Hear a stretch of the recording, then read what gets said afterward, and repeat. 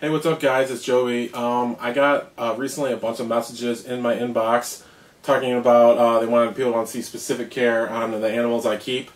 So today, it's going to be my first of many videos I'm going to make on Uromastyxs. And if you guys don't know what Uromastyxs are, they're lizards. I'll explain more in depth later on in other episodes.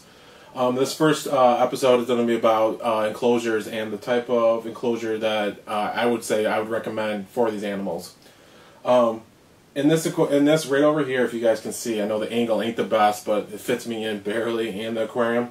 I have a 40-gallon breeder aquarium over here, which it's pretty big. I think it's sufficient enough for what I have. I have in there too. I have two Saharan Uromastyxs. They're maybe about, I'd say maybe 7 to 8 inches, which isn't their full length. They get up to 15 to 16 inches is maximum length. So I always thought of getting something bigger as probably the best option, but for right now, currently, this is good enough, I think, for them. A lot of people don't recommend putting them in a 40-gallon breeder aquarium, but in my personal experience with them and stuff, they seem to be content.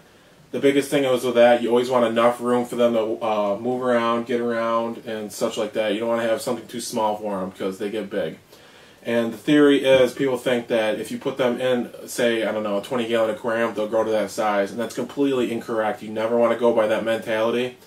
First of all, if you were to go by that mentality, and it could just cause so many health issues, like bone growth problems, like metabolic bone disease and such. And it just don't ever go by that mentality. What most people say, bigger is better, go by that, because you obviously want enough space for these guys to move around. And also a big thing with this too is temperature gradient. And what I mean by temperature gradient is you want to have one side really, really, really warm for these guys, because they are warm-loving reptiles. They need really hot temperatures and excessive to 150 to 130 degrees Fahrenheit. So they need lots of heat, and they also need a side that could be cool if they want to get out of the heat at some point. But that's another episode to talk about. Another option to keep these guys in is a custom enclosure.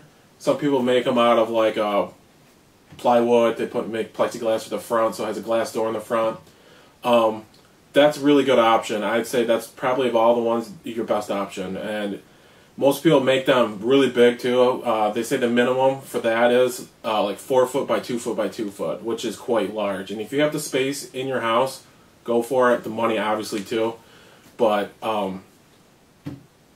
my carpentry skills suck basically.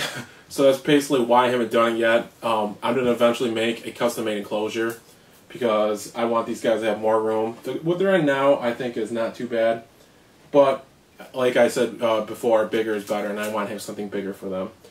But this has been pretty good. The temperature gradient has been pretty good in it too, which is a big thing with these guys. You want one side obviously warm and cool, like I said before.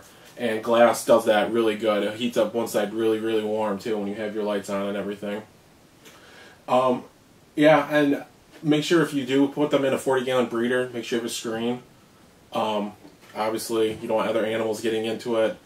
And the fact that they could possibly climb out. Because if there's an opportunity for them to climb there, if you have driftwood or anything else, they'll make an attempt to climb out. And it's just a good rule of thumb.